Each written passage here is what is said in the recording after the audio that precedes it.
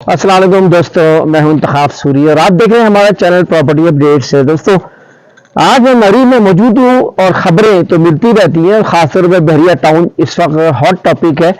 आज बहरिया के हवाले से अहम खबर तो मैं आपको बताता चलूं कि इस वक्त बहरिया ने गुज़श्ता दिनों यानी वेडनेसडे बुध के दिन 6 बिलियन उसने अपनी किस्त जमा कराई है। आप ये जानते हैं कि बहरिया टाउन के ऊपर 2019 में बाकायदा 460 अरब रुपए जमा कराने को किया गया था, कहा गया था। इस वीडियो के साथ साथ मैं आपको ये बात बताता चलूं, जब मैं ये बात कहता हूं अपनी वीडियो में कि इस वक्त देखिए दो तरह की जमीन है। इस वक्त मामला जो है ना, एक तो बहरिया टाउन के ऊपर वो जमीन है जो कि एमडीएस से उसने ली थी, जिसके ऊपर मामला चल रहा था कि उसने कहा था कि 11 साढ़े 11 हजार जो है हमारे पास एकड़ जमीन है, जबकि जो है उसको 16,000 समथिंग मिलना चाहिए थे। और ये बात भी सामने आई कि जमीन जो है 3,031 एकड़ जायद है जमीन। अच्छा, एक तो मामला वो है जो कि बहरिया ने जमीन दी थी एमडीए से, जो कि इलीगल थी बेसिकली। इसके बारे में बताता हूँ। लेकिन जब मैं ये बात कहता हूँ कि जमीन कुल जो जमीन है इस वक्त बहरिया के पास वो है 16,896 एकड़। तो लोग कमेंट्स करते हैं कि भाई ये कहाँ से आप ले आए कहानी, 16,800 है। ये बाकायदा आप जानते हैं कि ये जब 2019 में ये प्रोसीडिंग हुई और जब बहरिया टाउन ने जो है वो खुद ये ऑफर की कि हमें रेगुलाइज करे, हमें लीगल किया जाए और हमें जमीन की मद में हम 460 अरब रुपए जमा कराएंगे, जिसमें से बहरिया ने सिर्फ जो रकम जमा कराई वो तकरीबन 62.5 अरब रुपए जमा कराई थी। और अब परसों जो है उसने जो है ये रकम जमा कराई 6 बिलियन। अब सिलसिला ये था कि उस वक्त ये बहरिया टाउन में कोर्ट के बाकायदा अंदर प्रोसीडिंग हुई और ये ऑन रिकॉर्ड मौजूद है। डॉन में भी आप इस वक्त खबर उठा के देख लें, इस वक्त जो परसों तरसों खबर आई है बाकायदा, और उसमें बात बताई गई कि जो जमीन एक्वायर की थी वो 16,896 एकड़ जमीन थी। तो हकीकत बात यह कि जमीन जो बहरिया टाउन कराची के पास है 16,896 एकड़ बाकायदा जमीन है। ये एक अलग जमीन है। और जो एमडीए से जमीन ली गई थी वो जो है वो आपके सामने है कि इस वक्त वो बहरिया ने जिसको डिमांड किया था कि 16,000 एकड़ होनी चाहिए थी। आपको ये बात बताते चलूं मैं कि 2018 की बात है। 5 मई 2018 को जब ये सामने कोर्ट का मामला आया तो उस वक्त सुप्रीम कोर्ट ने बाकायदा स्टॉप कर दिया था बहरिया टाउन को तमाम सेल परचेज अलॉटमेंट्स, प्लॉट्स की, मकानात की, फ्लैट्स की, तमाम चीजों को रोक दिया था और कह दिया था कि ये जो एमडीए से जमीन ली गई है प्राइवेट लैंड के बदले, ये जो एमडीए ने जमीन दी है ये इलीगल है। और इस लीगल होने की वजह से बहरिया टाउन को स्टॉप कर दिया गया था। ये मैं 2018 की बात कर रहा हूँ। तो 2018 की आप खबरें उठा के देख लें, सुप्रीम कोर्ट के ऑर्डर्स उठा के देख लें, उसमें बाकायदा थी कि ये जितनी भी चीजें हैं ये exchange of private land illegal है। इसको इलीगल करार दिया था और उसको ब्रेक लगा दिया था, स्टॉप कर दिया था। लेकिन बाद में फिर ये मामला उठा और उसके बाद जो है ना ये सारी प्रोसीडिंग आप जो सुन रहे हैं कि इतनी पेमेंट देनी है, इतनी पेमेंट देनी है, ये मामला आता रहा।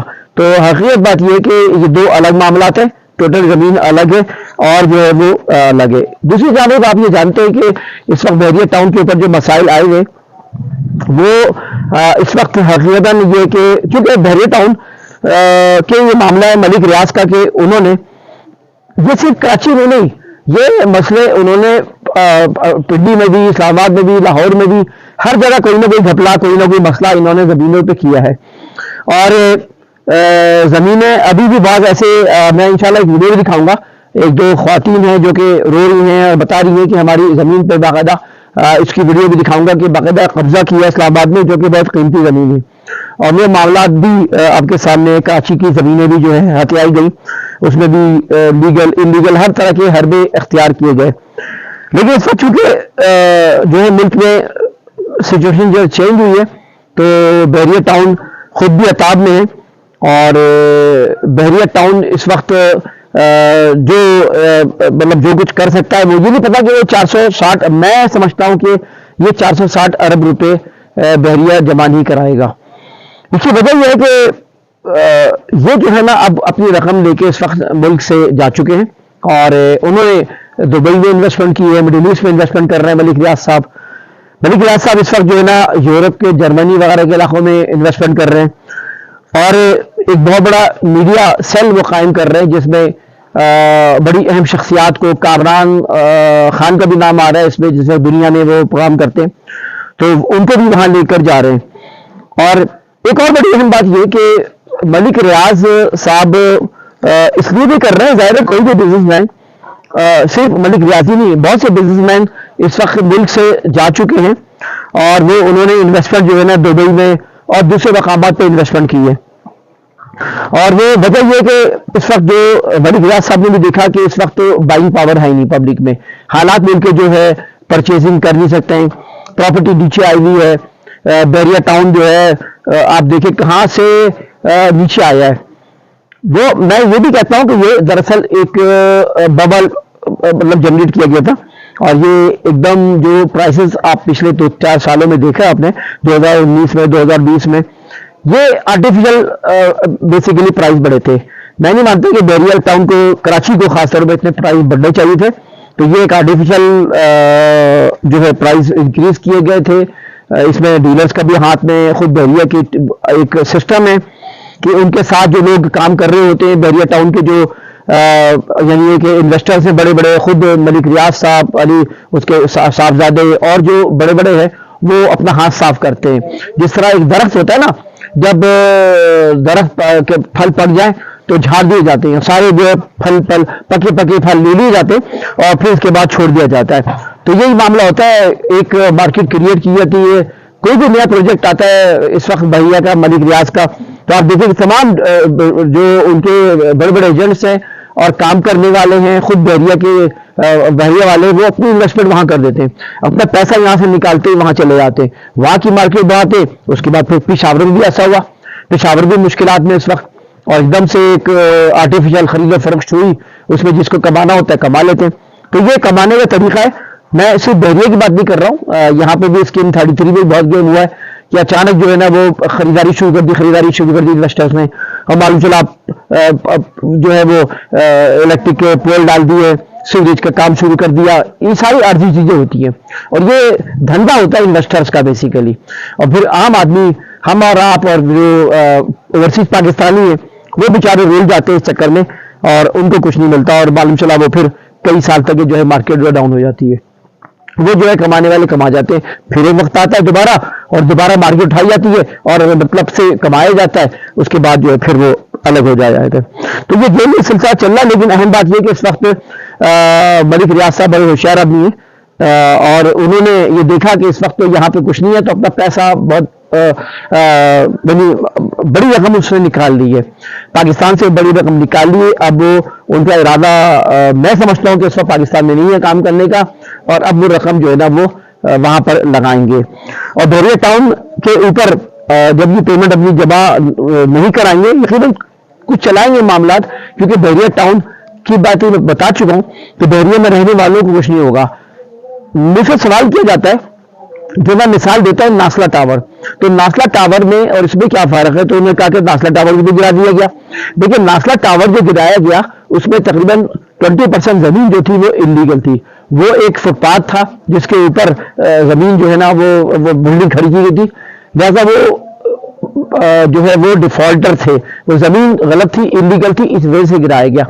بحریہ میں جو لوگ رہ رہے ہیں اس وقت ریگولائز کر دیا گیا ہے, وہ زمین جو ہے نا جس میں اس وقت رہ رہے ہیں وہ ریگولائز کر دیا گیا. میں یہ بتا چکا ہوں کہ ایک ریگولائز زمین پر, یا آپ سمجھے کہ لیگل, کیونکہ مسئلہ یہ تھا کہ بحریہ ٹاؤن میں ایک عقل مندی کی ملک ریاض نے کہ وہ سروے لینڈ پہ سارا کام کیا. اگر وہ سروے لینڈ پر زمین یعنی پروجیکٹ نہیں بناتے تو آج بحریہ ٹاؤن ختم ہو چکا ہوتا.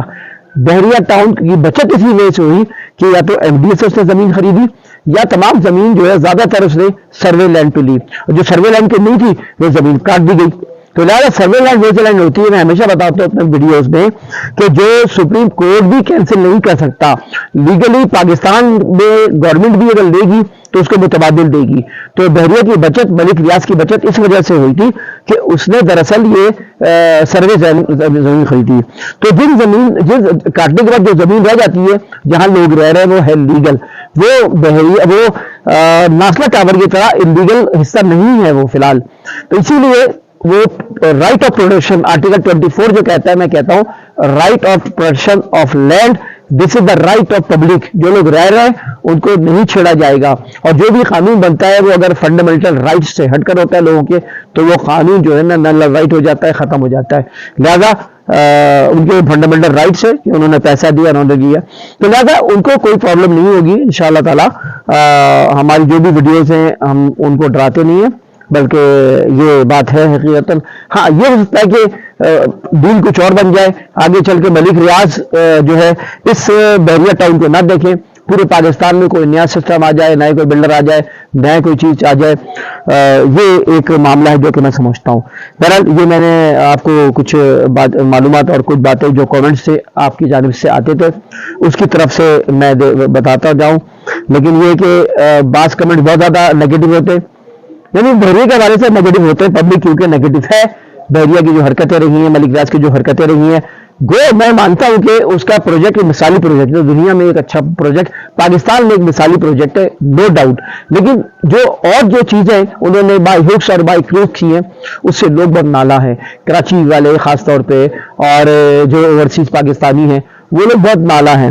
اور دوسری جانب جو ہے وہ اس وقت جو ہے نا وہ یعنی یہ کہ جو لوگ منفی کامنٹس عجیب سے کرتے ہیں وہ ایجنٹس ہوتے ہیں. مجھے اندازہ ہے وہ دراصل ایجنٹس ہوتے ہیں جو وہاں پہ بحریہ بیٹھے ہوئے ہیں. وہ ہمیشہ ان کو وہ جب وہ چاچا کہیں گے یا جو ہے نا اس طرح کے الفاظ وہ کہیں گے تو آپ سمجھ لیں کہ یہ وہی لوگ ہیں جو وہاں پہ کام کر رہے ہیں. خیر انتخاب سوری کو اجازت دیں، ویڈیو کو لائک کریں، کامنٹ کریں، شیئر کریں. چینل کو اگر سبسکرائب نہیں کیا تو چینل کو سبسکرائب کریں. اجازت دیجیے، اللہ حافظ.